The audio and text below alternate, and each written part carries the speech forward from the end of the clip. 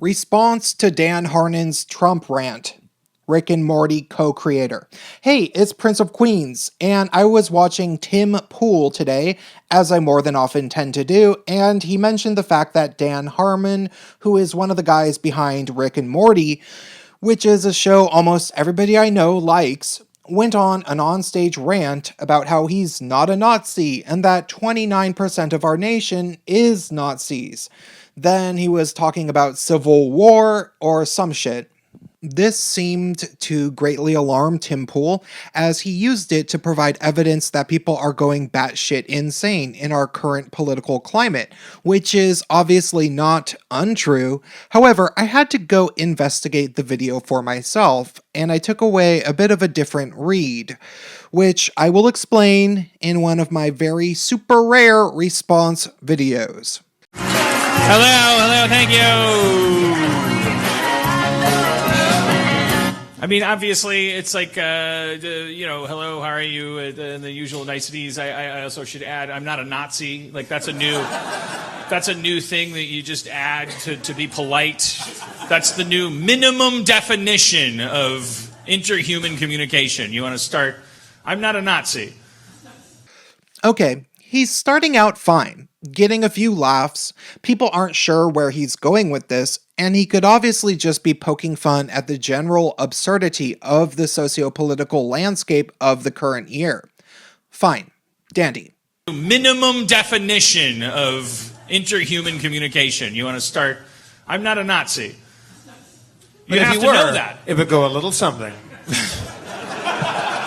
And then you say, oh, Dan, you're pandering, you're virtue signaling, right? Isn't that what you call it? You fucks? Yeah. Ooh, oh boy, starting to get weird. Saying that anybody who uses the phrase virtue signaling is a bunch of fucks is pretty unhinged. Not sure why that's necessary. Virtue signaling is a very precise and useful term to describe forms of pandering, kind of like he said. It's certainly not as strange of a term to make it into mass cultural vernacular as microaggressions. You say you're not a Nazi, and then you get a big bell and a cookie, because that's so easy to say you're not a Nazi. Well, no, it's not that easy to say, is it? Audience seems puzzled, for obvious reasons. It's not easy to say you're not a Nazi. The president has a difficult time. And he has no repercussions to fear. Oh, I see what you did there. You're doing a bit of maybe reverse Kafka trapping, where you're calling our president a Nazi because he doesn't preface every speech with the words, "By the way, I'm still not literally Hitler." As if him doing that would make everybody rest a lot easier. He has no repercussions to fear, really, except for some Nazis not voting for him. And he has traded that today. He has officially decreed to the extent that a compulsively dishonest parasite can decree anything. A bit of a half-hearted, puzzled laughter after a bit of a nonsense statement. He has decreed that he is a Nazi because there are people goose-stepping down a main street in the heart of America, wherever the fuck that place is. Oh yeah, gotta love the flagrant and unapologetic shitting on places in America that aren't leftist urban meccas, as if they are trivial villages of peasants. And it would have been so easy to trade a couple of Nazi votes for what he might have hoped would be a couple of non-Nazi. Okay, wait. Gotta stop at mid-sentence here because I am loving this host's face. He's like, oh boy, are we gonna have another Kathy Griffin? Is this what's happening? Do I need to sneak backstage and call my agent? Nazi votes. Perhaps the easiest votes to get of all. Simple non-Nazi votes. Low-hanging democratic fruit, it's been called. I promise to not be a Nazi. You're hired these days. See, okay, I can see why the audience here is laughing because of the absurdity of it all. Like, he's created this gag about the nation being Nazis, and if we run with that, it can be kind of funny to lament on the concept of Nazi voters. I can see the humor. He couldn't do it. He couldn't bring himself to do it. And that is as close as you're going to get with a coward to saying, I'm a Nazi, Dan, which is what he said. He just wants to be loved Yeah. by Nazis. Host tries awkwardly to save him with a bit of clearly ad-libbed, unfunny humor. And just wanting to be loved is important and human. We all just want to be loved. And the big question is, when you are not loved and a Nazi is across the street going, yoo-hoo.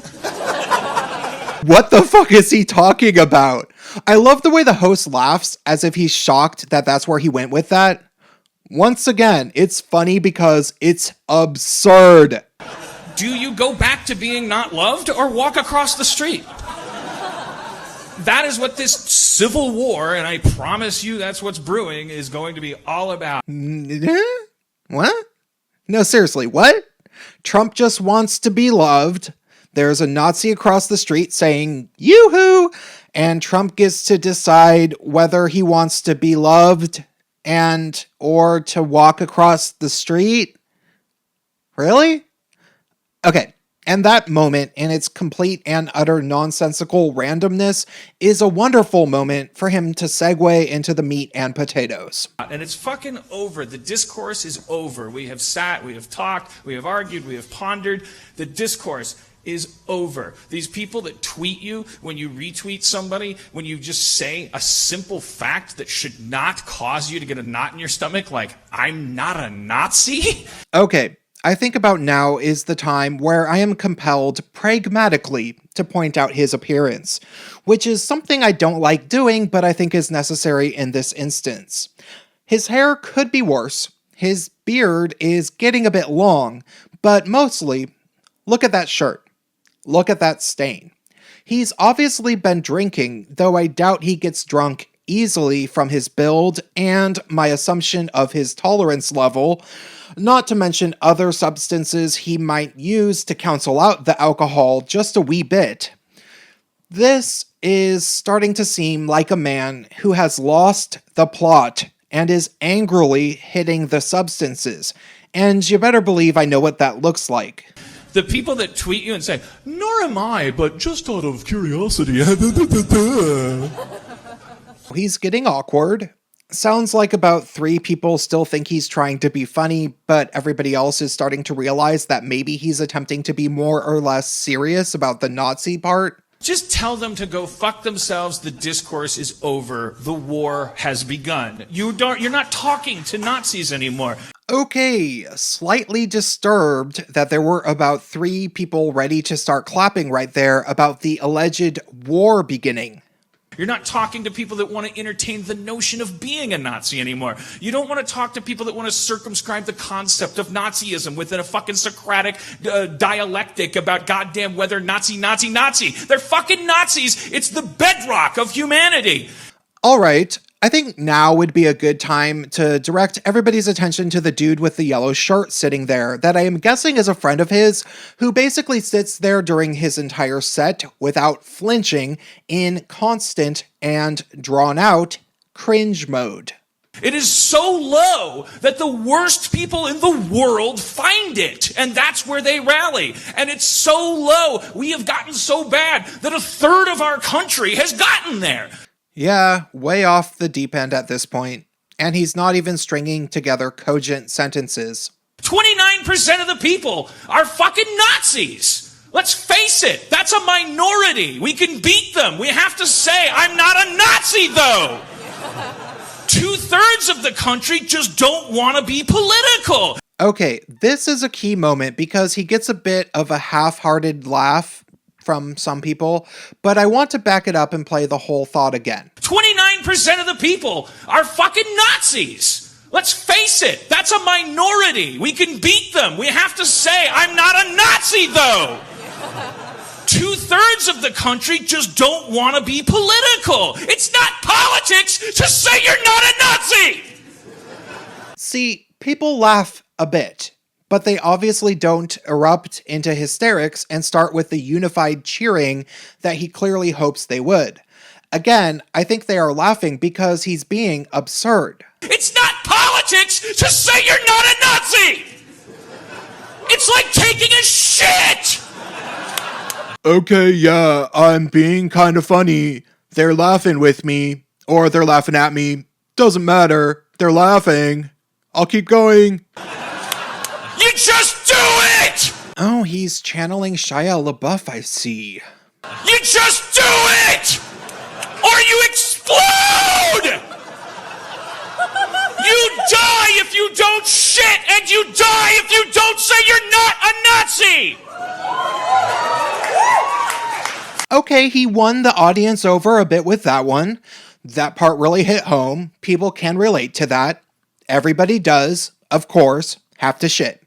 We can all admit that. Fascism is a fucking cancer. It will eat your country unless your country kills it. Here's what happens when you get cancer. Nothing good. Nothing. There is no way out of it. I'm your country's doctor. You've got cancer. You have fascism.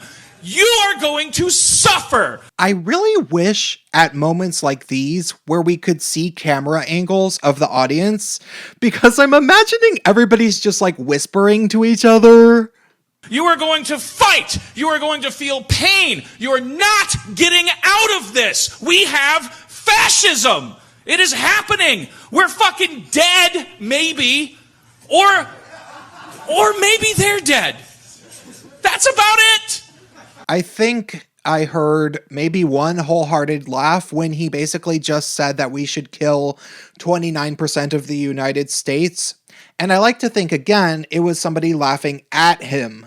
It's not a continuum. There's no gray area. It's not a fad. Fascism doesn't pop up and then recede when it finds out no one's into it. Got a few laughs there because that's probably true in North Korea. It doesn't respond to love. It doesn't respond to hate. It doesn't respond to ignoring it. It doesn't respond to timeouts. It doesn't respond to attention. It doesn't respond to lack of attention. You stab it. You cut it out. You bombard it with poison. Or you die. And in any case, you will probably die. Don't die talking to cancer. Every time he screams, my throat hurts tomorrow. Don't die hanging out with it. Don't die arguing with it on Twitter. It's fucking fascism. Enough! No laughs nor applause for you, lunatic. Team up! Stop bitching about Bernie Sanders! I don't care what flavor you want your democracy to be! It's democracy versus motherfucking fascism! Okay, finally actually got a bit of sincere positivity from the audience. Everybody there was undoubtedly feeling the burn. You can be as Bernie as you want! You gotta do it later, man! You gotta do it fucking later! You gotta do it later! I like to think that he's friends with the host and he is deeply familiar with the host's trademark face of silent disapproval. You got to oppose fascism. Ah ha ha, righto, good show, my man in the yellow shirt. Come save it with the disco singing to remind us just how absurd what we just had to listen to really was.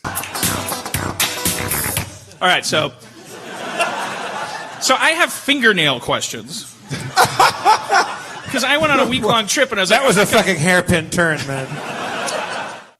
Why yes, my dude, that it was. Which inspires me to really wonder how sincere that entire paranoid rant actually was. Look, home dude, Mr. Dan Harmon, your show is great.